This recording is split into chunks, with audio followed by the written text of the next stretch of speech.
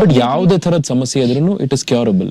ಯಾವುದೇ ತರದ ಸಮಸ್ಯೆ ಇದ್ರೂ ಅದಕ್ಕೆ ಸೊಲ್ಯೂಷನ್ ಡೆಫಿನೆಟ್ಲಿ ಇದೆ. ಸೊ ಈಗ ನೀವು ಕಡಿಮೆ ಪವರ್ ಅಲ್ಲಿ ಸಾಲ್ವ್ ಮಾಡೋದನ್ನ ಸ್ವಲ್ಪ ಸೂಪರ್ ಪವರ್, ಹೈಯರ್ ಪವರ್ ತಗೊಂಡು ಸಾಲ್ವ್ ಮಾಡ್ಬೇಕಾಗುತ್ತೆ. ಅಂಡ್ ಐ ಥಿಂಕ್ ನಾವೀಗ ನಮ್ಮಲ್ಲಿರುವಂತಹ ಟೆಕ್ನಾಲಜಿ, ಈ ಡಿವೈಸಸ್ ಬಗ್ಗೆ ಎಲ್ಲ ಮಾತಾಡ್ತಾ ಇದ್ವಿ.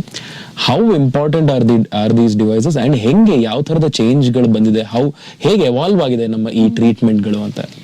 ಅದೇ ಈಗ ಲೇಟೆಸ್ಟ್ ಅಂದ್ರೆ ಎಲ್ಲ ಬಸ್ ವರ್ಡ್ ಅಂತ ಹೇಳ್ತೀವಿ, AI ಡ್ರಿವನ್ ಅಂತ.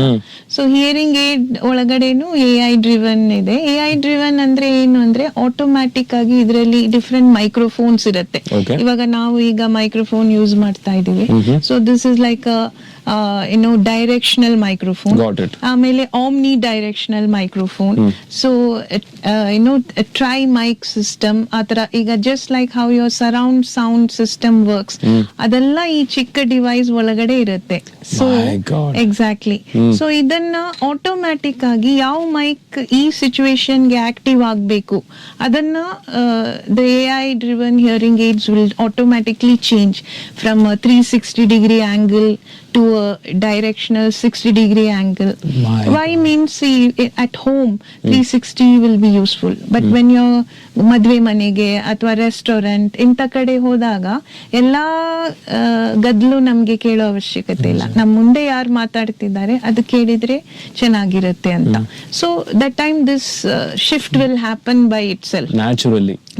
So it takes something that's let's say ಒಂದು 10 to 15 meters ಅರೌಂಡ್ ಏನೇನಿದೆಯೋ ಅದ್ರ ಮೇಲೆ ಮಾತ್ರ ಫೋಕಸ್ ಮಾಡುತ್ತೆ.